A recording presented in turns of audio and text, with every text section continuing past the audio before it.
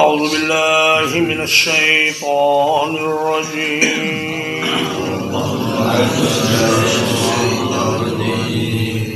ولو شئنا لآتينا كل نفس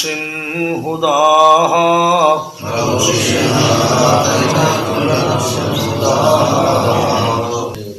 اور اگر ہم چاہتے تو ہم ہر ایک نفس کو اس کی ہدایت عطا کر دیتے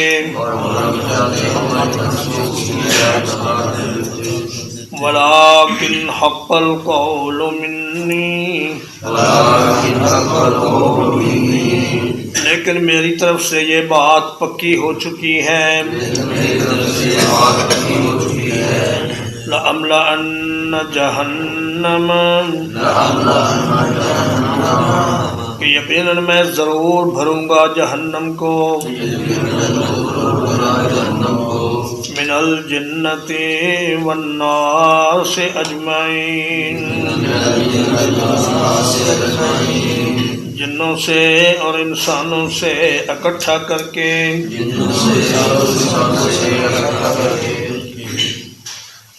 فرمایا قیامت کے دن مجرم جب اللہ کا عذاب دیکھ کر کہیں گے کہ انا موقنون یا اللہ ہمیں یقین آ گیا ہے، تو فرمایا کہ ایسی جبری ہدایت تو ہم دنیا میں بھی دے سکتے تھے، کوئی ایسی خوفناک نشانیاں اللہ دکھا دیتا جس کے بعد ہر انسان ایمان لانے پہ مجبور ہو جاتا، لیکن اللہ پاک کی حکمت اور مصلحت کے یہ خلاف تھا۔ اللہ پاک یہ چاہتے تھے کہ انسان کو اختیار دے کر اس دنیا میں بھیجا جائے تاکہ پتہ چلے کہ کون اس اختیار کو ٹھیک طریقے سے استعمال کرتا ہے اور کون غلط طریقے سے استعمال کرتا ہے۔ تو آزمائش اور امتحان کا جو مقصد تھا دنیا بنانے سے وہ پھر باقی نہ رہتا اگر اللہ تعالیٰ جبراً ہر شخص کو ہدایت کے راستے پر لے آتا۔ فرمایا ولیکن حق القول منی، وہ بات جو میں نے ابلیس سے کہی تھی جب اس نے آدم علیہ السلام کو سجدہ کرنے سے انکار کیا، تو اللہ تبارک و تعالی نے فرمایا کہ لَأَمْلَأَنَّ جَهَنَّمَ مِنْكَ وَمِمَّنْ تَبِعَكَ مِنْهُمْ أَجْمَعِينَ، اے ابلیس جاؤ تم جو کرنا چاہتے ہو کرو، لیکن میں تمہارے ساتھ اور تمہارے پیروکاروں کے ساتھ جہنم کو بھر دوں گا۔ من الجنت والناس سے یہ بات معلوم ہوئی کہ جنات کے لیے اور انسانوں کے لیے ایک ہی جہنم ہے، جنوں کے لیے کوئی الگ جہنم نہیں ہے، بلکہ ان سب کو ایک ہی جگہ ایک ہی جہنم میں اکٹھا کیا جائے گا۔ فَذُوقُوا بِمَا نَسِيتُمْ، چکھو اس لیے کہ بھلا دیا تم نے لقاء یومکم ھذا، آج کے تمہارے اس دن کی ملاقات کو، انا نسیناکم، ہم بھی تمہیں بھلا دیں گے، وذوقوا عذاب الخلد، اور چکھو عذاب ہمیشگی کا، بما کنتم تعملون، اس وجہ سے جو تم اعمال کرتے تھے۔ فرمایا تم دنیا کی عیش و عشرت میں پڑھ کر اتنے مست ہو گئے کہ تم نے اللہ کی ملاقات کو ہی بھلا دیا، اور یہ بات تمہیں یاد نہ رہی کہ ایک دن مرنا بھی ہے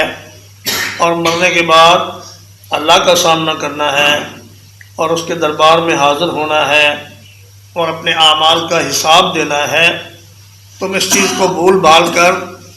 ہر حلال حرام طریقے سے پیسہ جمع کرتے رہے اور اپنے نفس کی ہر خواہش کو پورا کرتے رہے، حرام لذتیں اکٹھی کرتے رہے اور لوگوں پر ظلم اور زیادتیاں کرتے رہے۔ تم نے یہ بات بھلا دی کہ اللہ کی ملاقات بھی ہونی ہے۔ انا نسیناکم، اللہ پاک بھولنے سے پاک ہے، جیسے فرمایا لا یضل ربی ولا ینسا، میرا رب کبھی بھولتا نہیں۔ تو یہاں بلانے سے مراد یہ ہے کہ ہم تمہیں جہنم میں پھینک کر پھر تمہاری طرف دیکھیں گے بھی نہیں، تمہاری طرف توجہ ہی نہیں کریں گے، اور اس طرح تمہیں نسیہ منسیہ کر دیں گے جیسے کسی چیز کو بھلا دیا جاتا ہے۔ انما یؤمن بآیاتنا، ہماری آیتوں پر تو صرف وہی لوگ ایمان لاتے ہیں الذین اذا ذکروا بہا، وہ لوگ کہ جب انہیں ان آیتوں کے ساتھ نصیحت کی جاتی ہے خروا سجدا، تو وہ سجدہ کرتے ہوئے گر پڑتے ہیں، وسبحوا بحمد ربہم، اور اپنے رب کی حمد کے ساتھ اس کی تسبیح بیان کرتے ہیں، وَهُمْ لَا يَسْتَكْبِرُونَ، اور وہ تکبر نہیں کرتے۔ یہ سجدے والی آیت ہے، سبق سے فارغ ہو کر آپ سجدہ کر لیں۔ فرمایا ہماری آیتوں پر ایمان لانے والے وہ لوگ ہیں کہ جب آیات سنا کر انہیں نصیحت کی جاتی ہے تو وہ گھمنڈ نہیں کرتے، اپنے آپ کو کوئی بڑی چیز نہیں سمجھتے، بلکہ اللہ کی آیات کو سن کر اللہ کے سامنے سجدہ کرتے ہیں، آہوازاری کرتے ہیں، اور اپنے جرم کا اور اپنے گناہوں کا اور اپنے قصور کا اعتراف کرتے ہیں۔ ایسے لوگ ہماری آیتوں پر حقیقی ایمان رکھتے ہیں، یعنی کمال ایمان یہ ہے کہ وہ لوگ اللہ کی آیتوں کو سن کر سجدے میں گر جاتے ہیں۔ تو انما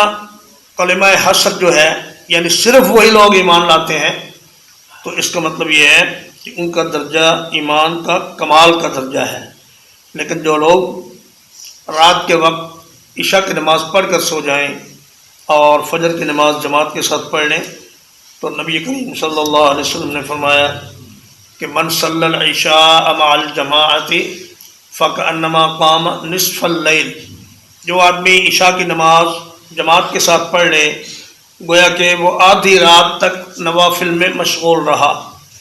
ومن صلی الفجر فی جماعت کأنما قام اللیل کلہ، اور جو آدمی فجر کی نماز جماعت سے پڑھ لے وہ ایسا ہے کہ جیسے اس نے ساری رات اللہ کے سامنے قیام کیا۔ تو فرمایا وہ لوگ جو تہجد نہ پڑھ سکیں اور عشاء اور فجر کی نمازیں جماعت سے پڑھ لیں ان کے لیے بھی بڑا اجر و ثواب ہے، لیکن جو تہجد پڑھ لیں اس کے لیے تو پھر بہت اعلیٰ مراتب ہیں اور اعلیٰ مقامات ہیں۔ تتجافى جنوبهم عن المضاجع، ان کے پہلو اپنے بستروں سے الگ رہتے ہیں، یدعون ربهم، وہ اپنے رب کو پکارتے ہیں، خوفا و طمعا، خوف کے ساتھ اور حرص کے ساتھ، وَمِمَّا رَزَقْنَاهُمْ يُنْفِقُونَ، اور اس چیز سے جو ہم نے انہیں رزق دیا خرچ کرتے ہیں۔ فرمایا اللہ کے نیک بندے ان کے پہلو بستروں سے الگ ہو جاتے ہیں اور وہ رات کو تھوڑا سا سوتے ہیں، باقی حصہ رات کا اللہ کی عبادت میں گزارتے ہیں۔ جیسے فرمایا کانوا قلیلا من اللیل ما یہجعون وبالاسحار ہم یستغفرون، اللہ کے نیک بندے رات کو تھوڑا ہی سوتے ہیں اور وہ سحری کے وقت اللہ سے استغفار کرتے ہیں۔ یدعون ربهم خوفا و طمعا، وہ اللہ کے عذاب کے خوف سے اور جنت کی حرص میں اللہ کو پکارتے ہیں۔ بعض جاہل صوفیوں نے یہ کہا کہ میں جنت کو جلانا چاہتا ہوں اور جہنم کی آگ بجھانا چاہتا ہوں تاکہ لوگ بے غرض ہو کر اور جزا و سزا سے بے نیاز ہو کر اللہ کی عبادت کریں، لیکن یہ ان کی غلط فہمی ہے اور یہ ان کی بات جہالت پر مبنی ہے، اس لیے کہ نبی کریم صلی اللہ علیہ وسلم نے یہ دعا سکھائی ہے کہ اللہ سے جنت مانگو اور اللہ کی جہنم سے پناہ مانگو۔ سنن نبی داؤد میں ایک حدیث ہے کہ ایک آدمی نبی کریم صلی اللہ علیہ وسلم کی خدمت میں حاضر ہوا اور رسول اللہ صلی اللہ علیہ وسلم نے اس سے پوچھا کیف تقول فی الصلاۃ، بتاؤ نماز میں کیا پڑھتے ہو؟ اس نے کہا اتشہد ثم اقول اللہم انی اسألک الجنۃ واعوذ بک من النار، کہ یا اللہ میں آپ سے جنت کا سوال کرتا ہوں اور جہنم سے پناہ چاہتا ہوں، ولیکن لا احسن دندنتک ولا دندنت معاذ، یا رسول اللہ میں آپ جیسی اچھی گنگناہٹ تو نہیں کر سکتا، نہ ہی معاذ بن جبل جیسی گنگناہٹ مجھ سے ہوتی ہے، لیکن میں اللہ سے یہ دعا مانگتا ہوں اپنے انداز میں۔ تو نبی کریم صلی اللہ علیہ وسلم نے فرمایا حولہا ندندن، اے میرے صحابی ہم بھی اسی کے ارد گرد گنگناتے ہیں، یعنی اللہ سے جنت مانگتے ہیں اور اللہ کی جہنم سے پناہ مانگتے ہیں۔ بعض صوفیوں نے کہا کہ جناب اللہ ہم سے راضی ہو جائے اس کے بعد ہمیں جنت میں بھیج دے یا جہنم میں بھیج دے، پرواہ نہیں۔ یہ بھی بے وقوفی اور جہالت کی بات ہے کہ انہوں نے اللہ کی رضا کو اور جنت کو الگ الگ کر دیا۔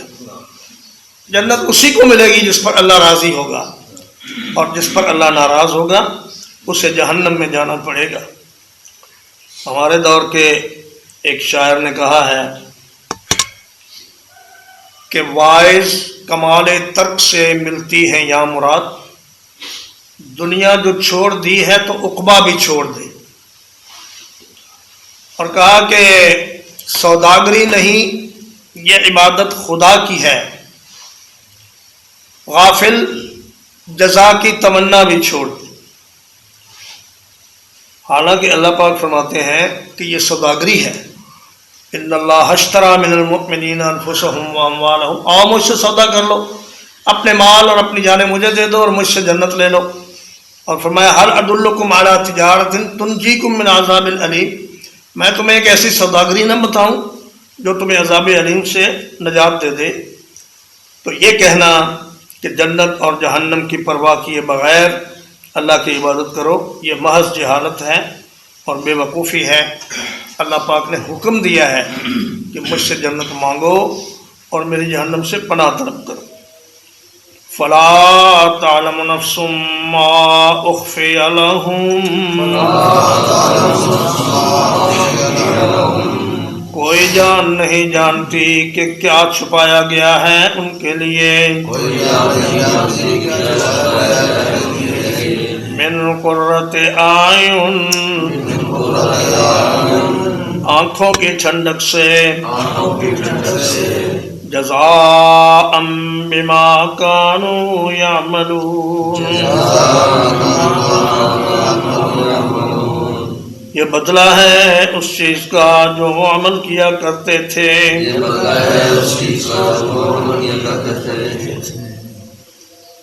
حضرت ابو ہریرہ رضی اللہ تعالیٰ عنہ فرماتے ہیں کہ نبی کریم صلی اللہ علیہ وسلم نے فرمایا، بخاری شریف کی حدیث ہے کہ اللہ تعالیٰ فرماتا ہے اعددت لعبادی الصالحین ما لا عین رأت ولا اذن سمعت ولا خطر علی قلب بشر، میں نے اپنے نیک بندوں کے لیے ایسی ایسی نعمتیں تیار کر رکھی ہیں جو کسی آنکھ نے دیکھی نہیں اور جن کی تعریف کسی کان نے سنی نہیں اور جن کا تصور انسان کے ذہن میں کبھی آ نہیں سکتا، وہ انسان کے تصور اور خیال سے بہت بلند ہیں۔ تو فرمایا کہ اللہ پاک نے آنکھوں کی ٹھنڈک اپنے نیک بندوں کے لیے جنت میں چھپا رکھی ہے، اور انسان کو پتہ ہی نہیں کہ جنت میں جانے کے بعد اسے کیا کیا خوشیاں اور کیا کیا عیش اور کیا کیا مزے حاصل ہوں گے، یہ وہاں جا کر ہی پتہ چلے گا کہ اللہ پاک ہر دن نئی سے نئی نعمتیں عطا فرمائیں گے۔ ترجمہ ایک بار، وَلَوْ شِئْنَا، اور اگر ہم چاہتے، لَآتَيْنَا، تو ہم عطا کر دیتے، كُلَّ نَفْسٍ هُدَاهَا، ہر ایک جان کو اس کی ہدایت، وَلَٰكِنْ حَقَّ الْقَوْلُ مِنِّي، لیکن میری طرف سے بات پکی ہو چکی ہے، لَأَمْلَأَنَّ جَهَنَّمَ، کہ یقیناً ضرور بھروں گا میں جہنم کو، من الجنت والناس اجمعین، جنوں اور انسانوں سے انہیں اکٹھا کر کے، فَذُوقُوا بِمَا نَسِيتُمْ، تو چکھو اس وجہ سے جو تم نے بھلا دیا،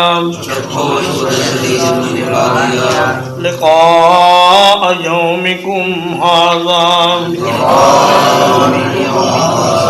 اپنے اس دن کی ملاقات کو، انا نسیناکم، ہم نے بھی تمہیں بھلا دیا، وذوقوا عذاب الخلد،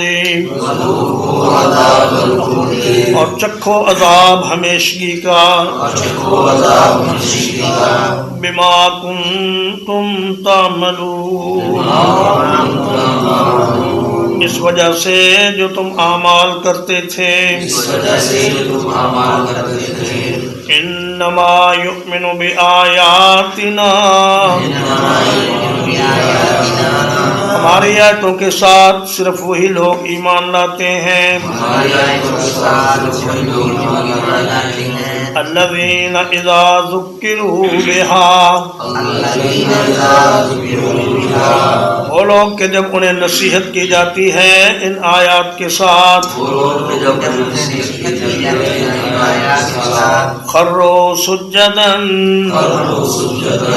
گر پڑتے ہیں سجدہ کرتے ہوئے، وسبحوا بحمد ربہم، اور تسبیح بیان کرتے ہیں اپنے رب کی تعریف کے ساتھ، وَهُمْ لَا يَسْتَكْبِرُونَ، اور وہ خود کو بڑا نہیں سمجھتے، تَتَجَافَىٰ جُنُوبُهُمْ، ان کے پہلو الگ رہتے ہیں، عن المضاجع، بستروں سے، یدعون ربہم، وہ اپنے رب کو پکارتے ہیں، خوفا و طمعا، ڈرتے ہوئے اور امید رکھتے ہوئے، وَمِمَّا رَزَقْنَاهُمْ يُنْفِقُونَ، اور اس چیز سے جو ہم نے انہیں رزق دیا ہے خرچ کرتے ہیں، فَلَا تَعْلَمُ نَفْسٌ، کوئی جان نہیں جانتی، مَا أُخْفِيَ لَهُمْ، جو کچھ ان کے لیے چھپایا گیا ہے، من قرۃ اعین، آنکھوں کی ٹھنڈک سے، جزاء بما کانوا یعملون، یہ بدلہ ہوگا اس چیز کا جو وہ نیک اعمال کرتے رہے۔ وصلی اللہ علی نبینا محمد وآلہ وصحبہ وسلم۔